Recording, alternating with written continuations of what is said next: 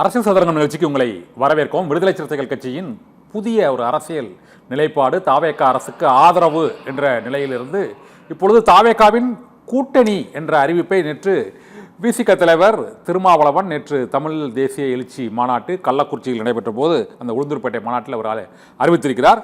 இந்த சூழ்நிலையில் இந்த திடீர் அறிவிப்புக்கு என்ன காரணம்? இன்று முதலமைச்சர் விஜய் விடுதலை விசிக தலைவர் திருமாவளவன் சந்தித்து பேசியிருக்கிறார். 100 நாட்கள் நிறைவு அடைந்ததை ஒட்டி இது குறித்து நம்முடைய விடுதலை சிறுத்தைகள் கட்சியின் அரசியல் பயணம், இந்த கூட்டணி மாற்றம், திமுக கூட்டணியிலிருந்து விலகியதற்கான அந்த காரணம், பின்னணி மற்றும் எதிர்கால திட்டங்கள் குறித்து நம்முடைய விடுதலை சிறுத்தைகள் கட்சியின் சமத்துவ வழக்கறிஞர் அணியின் முதன்மை செயலாளர் வழக்கறிஞர் பார்வேந்தன் நம்மோடு இணைந்திருக்கிறார். அவருடைய இந்த சிறப்பு வாத அரங்கிற்குள் நாம் செல்லலாம். வணக்கம்.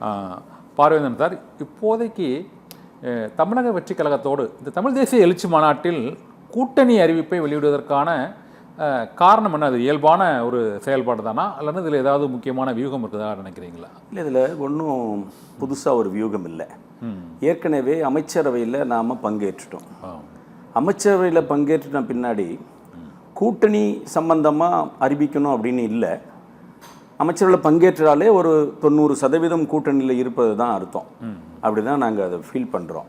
ஏன்னா நீண்ட நெடிய 2000 வருடமான ஒரு சமூகம், ஒரு சமூக கட்டமைப்பிலிருந்து அதை உடைத்து கொண்டு வந்து அதை பொது சமூகத்தோடு இணைப்பதற்கான வேலையை மிக தீவிரமாக செய்து அதில் வெற்றி பெற்றிருக்கிற எங்கள் தலைவர் எழுச்சி தமிழர் ஒரு ஏற்கனவே இந்த ஸ்லோகனை முதல்ல தமிழ்நாட்டு அரசியலில் வச்சவர் எழுச்சி தமிழர் தான். அவருடைய பிறந்தநாள் விழாவில் கூட்டணி ஆட்சி அப்படின்ற ஒரு ஸ்லோகனை வச்சது நம்ம தான். அதற்கான வாய்ப்பு வருகின்ற பொழுது அதை மிக சரியாகவும் நேர்வையாகவும் கொள்கையில் எந்த இடத்துலையும் சமரசம் செய்யாம, பிஜேபி இருந்தாலும் பாமக இருந்தாலும் சாதிய சக்திகள் இருந்தாலும் சனாதன சக்திகள் இருந்தாலும் அந்த கூட்டணியில் பங்கேற்க மாட்டோம் என்று நாம் சொன்னோம். இப்போ அது ரெண்டுமே இல்லை. அவர்களா ஒரு அழைப்பு கொடுக்குறாங்க, நீங்க வாருங்கள்ன்ட்டு. அந்த அழைப்பை ஏற்று நம்ம கூட்டணியில் பங்கேற்றிருக்கோம், அமைச்சர் இருக்கோம். இப்போ நேற்று அந்த மாநாடு என்பது தமிழ் தேசியம் அப்படின்னா ஒரு தவறான புரிதலை இந்த மண்ணில் உருவாக்கி விட்டாங்க.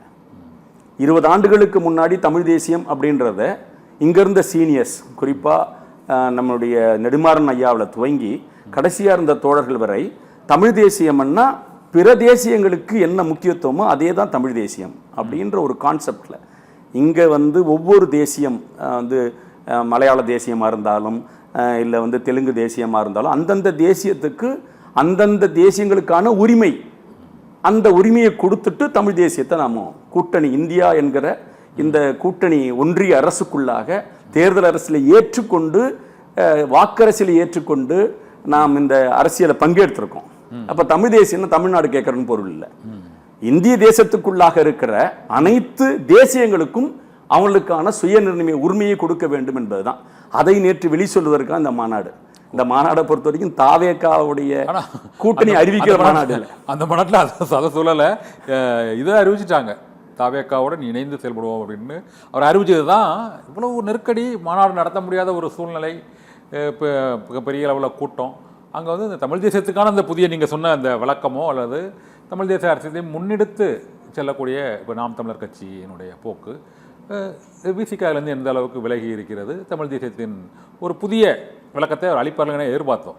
ஆனால் அங்கே நேரடியாக கூட்டணி அறிவிச்சுட்டு இன்று சிஎம் சந்தித்த உடனே தான் இவ்வளோ சீக்கிரமாக அந்த ஒரு இணக்கத்தை ஏற்படுத்துவதற்கான காரணம் என்ன? இது திமுகவிலிருந்து விரைவாக விலகுவதற்கான காரணமா என்ற கேள்வி இல்லை. 100% அது இல்லை. கிட்டத்தட்ட எங்களுடைய மையக்குழு கூட்டத்தில் நாங்கள் முடிவு பண்ணது 1.5 மணி நேரம் 2 மணி நேரம் அவர் பேசணும். முழுக்க தமிழ் தேசியம்னா என்னன்றதை புரிய வைக்கணும்.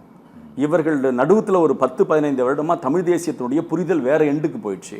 அதை மீண்டும் தமிழ் தேசியம்னா என்னன்றதை சொல்லணுன்றதுக்கு தான் மாநாடு. இல்லை, பொதுவான புரிதலாக தமிழ் தேசியம்னா தமிழர்களுக்கான ஒரு தனி நாடு, தனி ஒரு அரசு, தனியாக ஒரு உரிமைகள், இந்த மாதிரியான போக்கு தான் இருக்குது. நீங்கள் என்ன வித்தியாசமாக சொல்லணும்? இல்லை, நாங்கள் வித்தியாசமாக ஒன்றுமே சொல்ல. இந்திய ஒன்றியத்துக்குள்ளே இருக்கிற ஒரு மாநில அரசு கூட பங்கேற்கிற நாம் தேர்தல் அரசியலில் ஒரு தேர்தல் அரசியல் கட்சியில் பதிவு செய்யப்பட்ட கட்சியாக இருந்து இன்று அங்கீகரிக்கப்பட்ட கட்சியாக மாறி இருக்கிற நாம் தனி நாடு என்ற கோரிக்கைக்கு இங்கே இடமே இல்லை. அப்படி கேட்டால் அது இந்திய அரசியலமைப்பு சட்டத்துக்கு விரோதமானது.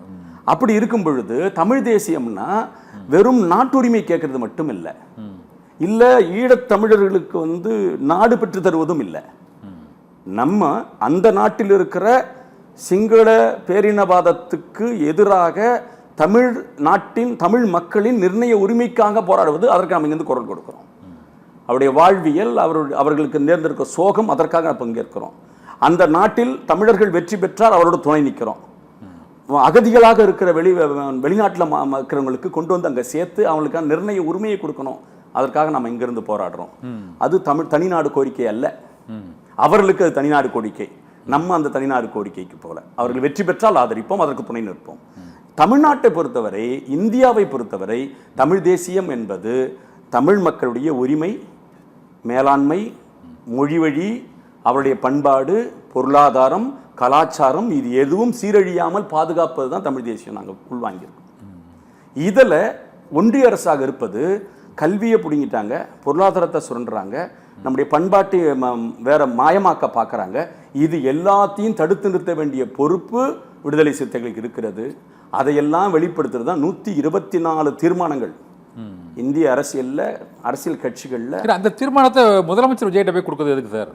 இல்லை, எங்களை தீர்மானத்தை நேற்று முழுமையாக வாசிக்க முடியல, வாசித்து அதை விளக்கமாக பேச முடியல. அப்போ நம்ம தீர்மானத்தில் அங்கே கூட்டணி அரசியல் இருக்கிறவங்களுக்கு அதில் சில முரண்பாடோடு இருக்கும்.